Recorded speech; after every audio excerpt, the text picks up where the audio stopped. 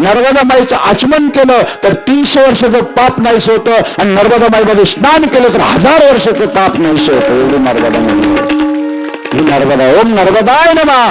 प्रात नर्मदाय नमोनिशी नमस्तुते नर्मदे. आई तुला मी नमस्कार करतो. म्हणून नुसतं नर्मदा म्हणलं तर सर्प उतरून जातो, विष उतरतं. नुसतं आमचे बालयोगी महाराज ज्यावेळेस प्रदक्षिणा करत होते आणि त्यांचा भागवत नावाचा शिष्य ज्यावेळेस त्यांना दंश झाला, सर्पदंश, परिक्रमा करत असताना, तर चाल भागवत उठ, आराम झाला, चल पुढे चालूया. पाहत तर भागवत मध्ये फेस येत होता तोंडाला. मैया काय झालं असं?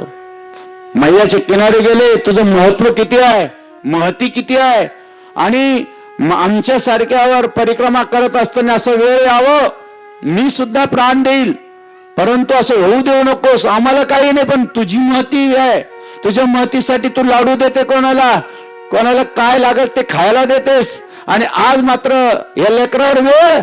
असं पाणी घेतलं नर्मदा मैयाचं आणि फक्त एक थेंब भागवत नावाच्या त्या शिष्याच्या मुखात टाकलं. भागवत नावाचा शिष्य उठून बसला. एवढं नर्मदा माईची शक्ती. म्हणून बाबांनो, नर्मदा परिक्रमा आयुष्यात एकदा तरी करावी.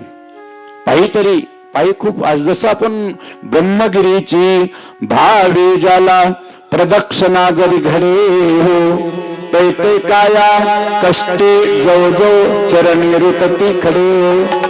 तव तव पुण्य विशेष केलीस अवघे त्याचे जडे हो, केवळ तो शिवरूपी काय त्यांच्या पाया पडे. नुसतं प्रदक्षिणा करत असताना एवढं पुण्य आहे.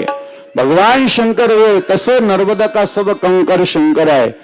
2 वेळेस भोलेबाबांचं दर्शन झालं आणि कितीतरी वेळेस नर्मदा माईचं दर्शन झालं. आणि विशेष म्हणजे तुम्हाला सांगायला या गोष्टी सांगू नये परिक्रमातले, परंतु नर्मदा माईने 2 ते 3 वेळेस प्रत्यक्ष व्यवस्था करून दिली की वा आमचं महात्मा येतोय, एकांतात राहणार आहे, एखादी चांगली व्यवस्थेची रूम द्या. मैयानी व्यवस्था करावा. मैयाचं वर्णन होऊ शकत नाही. कलियुगामध्ये जसं नुसतं तपश्चर्या करताना एक थेंब पडला तर नर्मदा निर्माण झाली. आता तुम्हाला माहिती आहे, ज्यावेळेस भगवान विष्णू आणि ब्रह्मदेवांचं थोडस वाकयुद्ध झालं आणि भगवान शंकरांना एक केस उपटला, तुम्हाला माहिती आहे, 3रं नेत्र उघडलं, तर तुम्हाला माहिती काल भैरव तयार केला. एक केस उपटला लग्नामध्ये आपल्या सतीच्या कार्यामध्ये, तर वीरभद्र तयार केला.